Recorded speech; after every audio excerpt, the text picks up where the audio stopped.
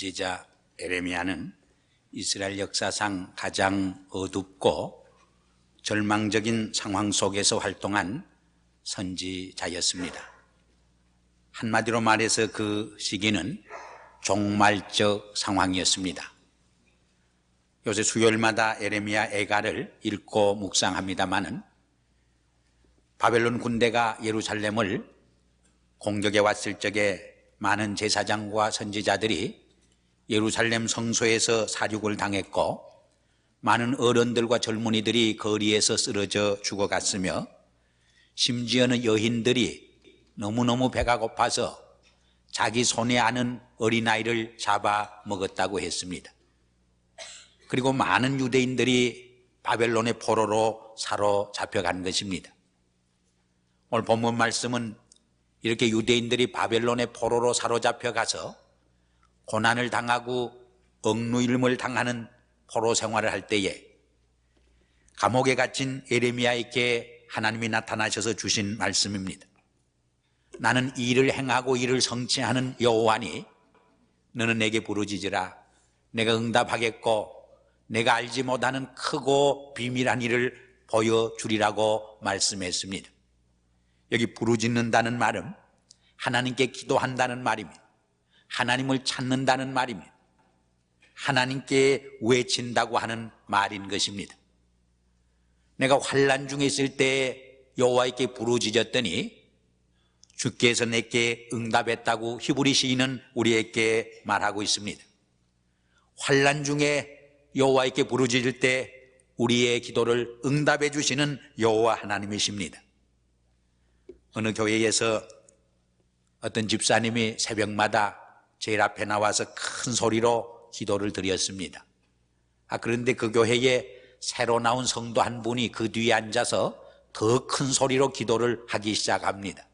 이 집사님이 기도하는 중에 바들을 당했습니다. 방해를 받았습니다. 그래서 기도가 다 끝난 후 그 새로운 교인에게 말했습니다. 왜 그렇게 큰 소리로 기도를 하느냐고, 하나님이 귀가 먹으셨느냐고. 그랬더니 그 새로운 교인이 이렇게 대답을 했습니다.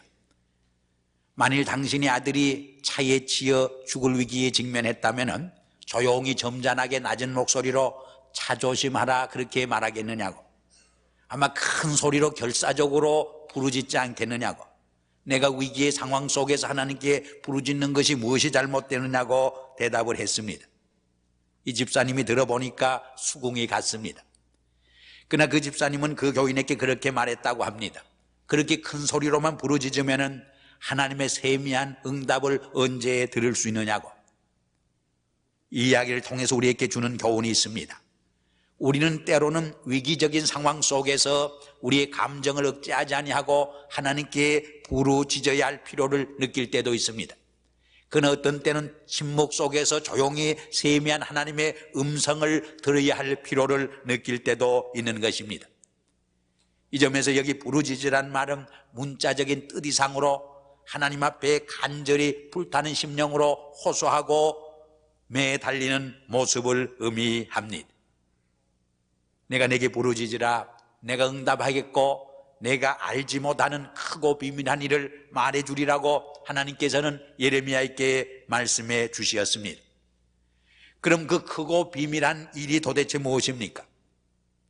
오늘 본문에 보면은 바벨론이 이스라엘 백성을 공격해 왔을 적에 유대 백성들이 일어나 대적하려고 했지만은 하나님께서 이스라엘 백성들에게 얼굴을 돌리시고 등을 돌리심으로 유대 백성들이 다 죽어 멸망을 당하게 했고 바벨론의 포로로 끌려가는 비참한 비극을 맛보게 했다는 이야기였습니다. 왜냐하면 이스라엘 백성들이 여호와 하나님의 얼굴로부터 떠나가고 여호와 하나님께로부터 등을 돌리심으로 하나님께서도 그들의 죄악을 보시고 등을 돌리시고 얼굴을 돌리셨다고 하는 이야기입니다. 그리고 나서 하시는 말씀이 6절에 그러나 했습니다. 이 그러나가 대단히 중요합니다. 여기 하나님의 사랑과 자비와 은총이 계시되어 있기 때문입니다. 그러나 이 도성을 내가 치유하시고 고쳐 낫게 하시겠다고 말했습니다. 한마디로 유대 백성들과 유대 사회는 전쟁의 상처로 너무나 깊은 질병에 앓고 있었습니다. 그 질병을 인간의 힘으로, 인간의 손으로는 이제는 고칠 수 없고 치료할 수 없을 만큼 소망이 끊어진 듯 했습니다. 그러나 사랑하는 여러분, 이것이 유대 사회의 이야기만이겠습니까? 오늘 살아가는 우리 모습이요, 우리 한국 사회와 미국 사회와 교포 사회의 실존이 아니겠습니까? 요새 미국 사회에서 하원들이 부도수표를 난발해서 큰 이슈가 되고 있습니다. 지난 3년 동안에 수만 장의 부도수표를 355명의 하원들이 부도수표를 난발했다는 것입니다. 어떤 의원은 3개월 동안 960여 건을 난발했다는 이야기입니다. 이 법을 만드는 국회에서 이 나라를 이끌어가는 최고의 정치 지도자들이 이렇게 부정직하고 비진실하고 무책임했다고 하면은 얼마나 국민들에게 큰 실망과 좌절감을 주는 이야기입니까? 분명히 오늘 우리가 살고 있는 이 사회는 병든 병리적 사회입니다. 이 병든 병리적 사회 속에서 살아가는 많은 인간들이 육체적으로 병들어 있고 정신적으로 병들어 있고 영적으로 병들어 있음을 그 누구도 부인할 수 없는 줄 압니다. 우리 인간의 손길로 치유하고 고치기에는 너무나 그 병이 심각해졌습니다. 너무나 그 병세가 악화되어 있는 것을 우리는 솔직히 인정하지 않을 수 없습니다. 그러나 하나님께서는 이러한 병든 도성을, 병든 사회를, 병든 인간을 고쳐주시고 치유해 주시겠다고 분명히 말씀합니다.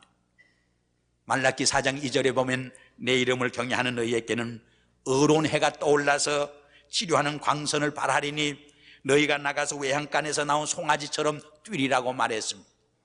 시편 기자도 시편 30편 2절에서 여호와 하나님여 내가 주께 부르짖었으니 나를 고치셨나이다, 이렇게 신앙 고백을 하는 모습을 우리는 읽을 수 있습니다.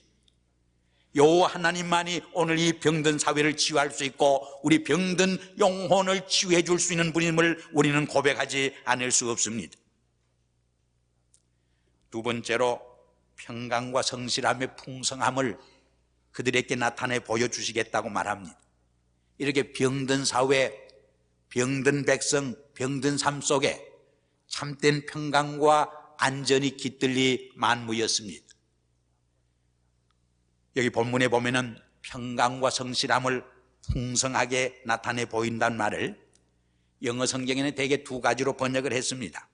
하나는 abundant peace and security, 풍성한 평화와 안전을 나타내 주겠다는 번역으로 한 것이 있습니다. 두 번째로는 the abundance of peace and truth, 평화와 진리의 풍성함을 너희에게 나타내 주겠다고 번역한 성경도 있습니다. 그럼 왜 이렇게 다르게 번역을 했느냐? 히브리어 MS라고 하는 말은 두 가지로 번역될 수 있기 때문입니다. 하나는 security나 stability나 안전을 뜻하는 의미를 담고 있고, 또 다른 의미에서는 truth, 진리라고 하는 말이나 sincerity라고 하는 성실함이라고 하는 뜻으로 번역될 수 있기 때문입니다. 자관 하나님께서는 이 병든 사회에 참된 평강과 안전을 상실했고, 그리고 진리와 성실함을 상실한 이 사회 속에 하나님께서 평강과 진실함을 풍성히 회복시켜 주겠다고 하는 놀라운 축복의 약속을 여기에서 우리는 읽게 됩니다. 좌우간 오늘 병든 우리 사회는 참된 평화와 안전이 사라지고 있습니다. 진리와 진실성이 흐려지고 되어 있습니다. 어떤 분 중에는 미소 대립이 끝났으니까 이제는 전쟁이 없는 평화가 우리 사회에 오지 않을까 그렇게 생각하는 분이 있을는지 모릅니다. 그러나 아직도 핵무기를 보유한 몇 나라가 세계의 평화를 위협하고 있는 것을 우리는 봅니다. 어저께인가 미국의 군함과 영국의 군함이 이라크의 핵무기를 폭격하기 위해서, 공격하기 위해서 걸프만에 진입했다고 하는 그런 소식을 듣고 있습니다. 이북도 이제는 핵무기를 생산할 수 있는 단계에 이르렀다 하는 말을 들을 적에 한반도의 평화를 얼마나 위협하고 있는지 알 수 없습니다. 소련의 공화국 간에 어떤 내전이 일어날지 모른다고 하는 소문이 돌아가는 것을 우리는 듣고 있습니다. 그런가 하면 세상에서 가장 살기 좋다는 천국과 같다는 미국 땅을 찾아왔지만은 미국 땅에도 인종적인 갈등과 폭력과 강도가 날뛰어서 얼마나 생존의 위협을 느끼게 되는지 알 수 없습니다. 저는 가끔 만화나 대학생들의 유머를 읽고 즐길 때가 있습니다. 왜냐하면 그 간단한 그림과 유머 속에 그 시대상과 사회상을 풍자하는 예지가 가득 담겨져 있기 때문입니다.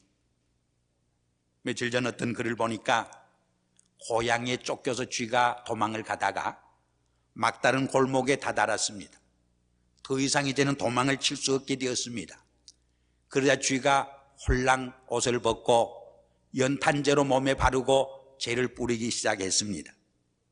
고양이가 깜짝 놀라서 쥐를 향해서 그게 도대체 무슨 짓이냐 물었더니 쥐가 대답하기를 이것이 바로 다 된 밥에 재 뿌리는 거야, 그렇게 대답했다는 이야기입니다. 오늘 우리 사회는 내가 죽느냐 내가 죽느냐 하는 생존 경쟁의 시대입니다. 약육강식의 세계입니다. 얼마나 치열한 경쟁 속에서 서로 시기하고 질투하고 중상모략하는지 알 수 없습니다. 이러한 사회에 진정한 평안이 있을 수 없습니다.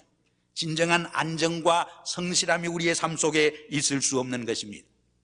오직 주님의 나래 아래 주님의 품에 안길 때 진정한 하늘의 평안과 진정한 시큐리티 안전이 있는 것입니다. 그래서 예수님이 출생하실 적에 천군 천사가 뭐라고 노래했습니까? 지극히 높은 곳에서는 하나님께 영광이요 땅에서는 기뻐하심을 입은 자들에게 평화로다 했습니다. 주님은 오늘날도 참된 평화를 상실하고 불안과 공포 속에 떠는 무거운 인생의 짐을 지고 허덕이는 우리를 향해서 조용히 말씀하십니다. 수고하고 무거운 짐진 자들아 다 내게로 오라. 내가 너희를 편히 쉬게 하리라. 내가 너희에게 평안을 끼치노니 내가 주는 평안은 세상이 주는 평안과 같지 아니하느니라. 그러므로 너희는 염려하고 근심하지 말라고 우리에게 말씀합니다. 이 주님의 나래 아래 찾아올 적에 주님의 품에 안길 적에 진정한 샬롬이 있고 진정한 안전이 있고 진정한 성실함이 있음을 우리는 고백하게 되는 것입니다. 세 번째로 포로 생활에서 해방되어 자유함을 누리게 하겠다고 약속합니다. 유대 백성들은 바벨론의 포로로 끌려가서 이역 땅에서 말할 수 없는 고향을 그리워하면서 눈물과 슬픔과 억눌림 속에 살게 된 것입니다. 아마 어떤 분은 이것을 읽으면서 그러나 오늘 우리에게는 자유를 만끽하는 삶이 있지 않느냐, 우리에게는 포로 생활이 없지 않느냐 말하는 분이 있을는지 모릅니다. 그러나 오늘 우리에게도 신앙적으로 영적으로 생각해 볼 적에 물질주의의 노예가 되어 있습니다. 많은 이데올로기의 노예가 되어 있습니다. 자기중심의 이기심의 포로로 사로잡혀 살아가는 모습을 봅니다. 그래서 일찍이 베이컨이라고 하는 유명한 철학자는 그런 말을 했습니다. 우리 인간에게는 네 종류의 우상이 있다고 말했습니다. 그 첫째가 종족이라고 하는 우상입니다. 이것은 인종주의의 우월감과 편견에 사로잡힌 우상을 말합니다. 두 번째는 동굴의 우상이 있다고 말했습니다. 이것은 자기 감옥에 갇혀 살아가는 이기주의의 노예로서 살아가는 우상을 말합니다. 세 번째는 시상의 우상이 있다고 말했습니다. 이것은 대중이라고 하는 우상입니다. 우리는 대중의 유행과 영향에 늘 사로잡혀 자기 자신의 삶을 상실하고 포로가 되어 살아가는 모습을 볼 때가 있습니다. 마지막으로는 극장의 우상이라고 말했습니다. 이것은 향락의 우상을 말합니다. 이러한 많은 종류의 우상에 사로잡혀 자유 없는 포로 생활을 하는 우리에게 길과 진리와 생명 되신 예수 그리스도만이 우리에게 진정한 자유와 해방을 선포해 줄 수 있습니다. 그래서 주님은 말씀합니다. 진리를 알지니 진리가 너희를 자유케 하리라.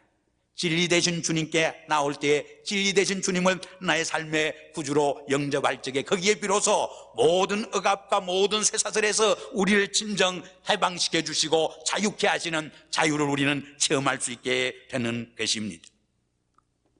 마지막으로 여기 보면은 하나님께 지은 모든 죄를 용서하시고 사해 주시겠다고 말씀했습니다.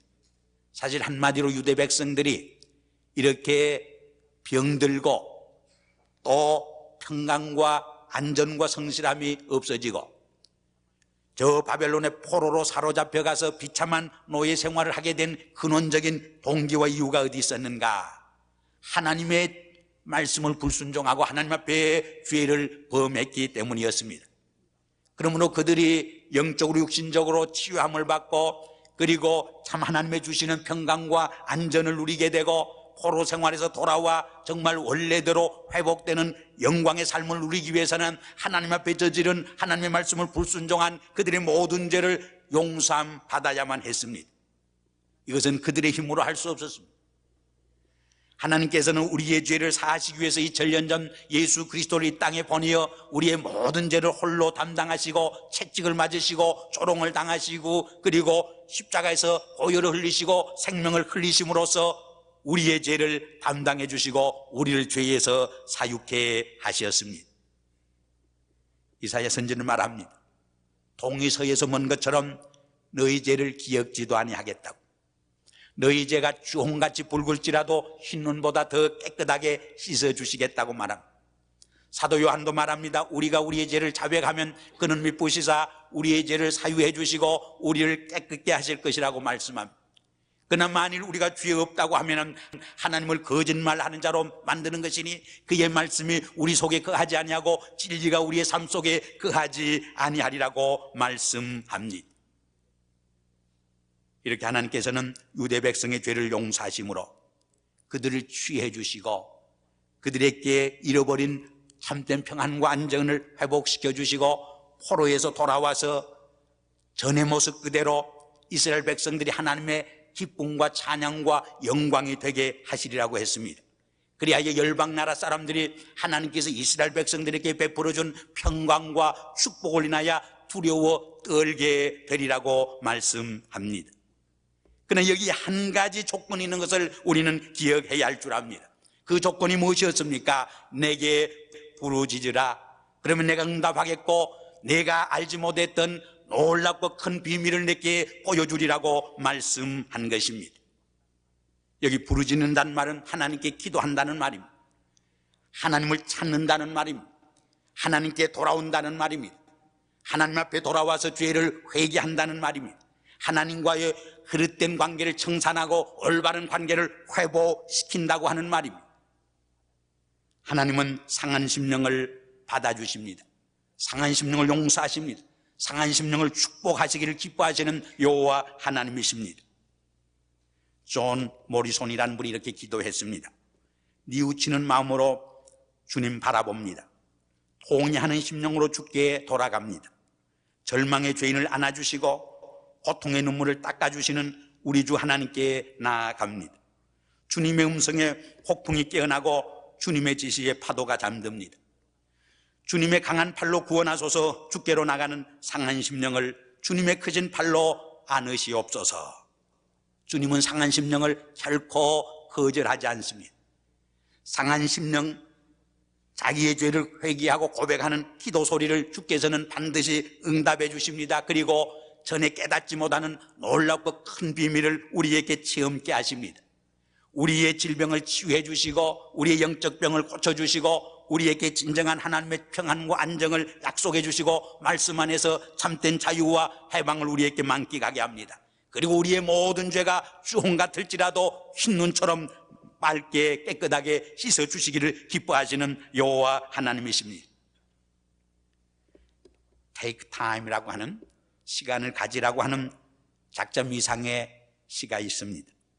거기 보면 이런 말이 나옵니다. Take time to think. It is the source of power. 생각하는 시간을 가져라. 그것은 힘의 원천이다. Take time to read. It is the foundation of wisdom.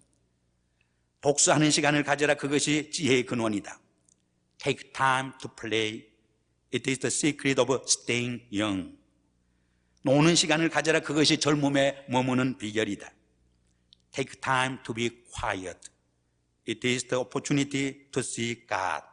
조용한 시간을 가져라. 그것이 하나님을 찾는 기회이다. Take time to be aware. It is the opportunity to help others.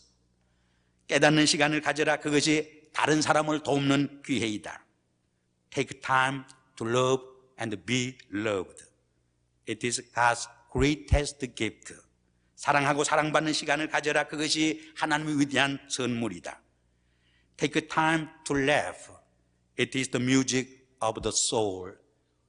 웃는 시간을 가져라. 그것이 영혼의 음악이다. Take time to be friendly. 친절한 시간을 가져라. It is the road to happiness. 그것이 행복에 이르는 길이다. Take time to dream. It is what the future is made of. 꿈을 꾸는 시간을 가져라. 그것이 미래를 만들어가는 것이다. Take time to pray. It is the greatest power on earth.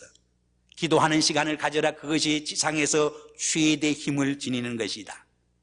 우리가 하나님 앞에 부르짖게 될 적에 우리에게 영적 새로움을 주십니다. 우리를 모든 질병에서 치유해 주십니다. 우리에게 하나님의 참된 평안과 안전을 주십니다. 우리로 하여금 모든 억압에서 자유케 하시고 해방케 하십니다. 우리의 모든 죄를 깨끗이 씻어 사유케 하십니다. 그리고 한 걸음 더 나아가 우리로 하여금 하나님의 기쁨과 찬양과 영광의 대상이 되게 합니다. 하나님께서 우리에게 베풀어 주신 그 놀라운 평강과 축복을 인하여 세상 사람들이 두려워하고 떨게 하신다고 하는 것입니다. 사랑하는 성도 여러분, 이번 주간은 창립 19주년 기념 부흥회를 갖는 주간입니다. 또 일주일 동안 새벽 기도회가 남은 주간입니다. 우리 사랑하는 성도 모두 주님께 나와 부르짖음으로 하나님의 응답을 받고 우리가 전에 깨닫지 못하던 하나님의 크고 비밀한 일을 보고 체험하는 기회가 되시기를 바랍니다. 그리하여 우리를 왕같은 제사장으로 삼아주시고 정말 어둠에서 우리를 불러내어 귀한 빛 가운데 거하게 한 자의 그 아름다운 덕을 선전하는 우리들이 되게 하고 한 걸음 더 나가서 우리 교회가 정말 물된 동산처럼 이 메마른 사회에 생명의 생수를, 진리의 생수를, 사랑의 생수를, 공의의 생수를, 평강의 생수를 흘러보내는 놀라운 공동체로 변화받는 축복의 역사가 이 기회에, 이 기간에, 이 주간에 일어나기를 주의 이름으로 기원합니다.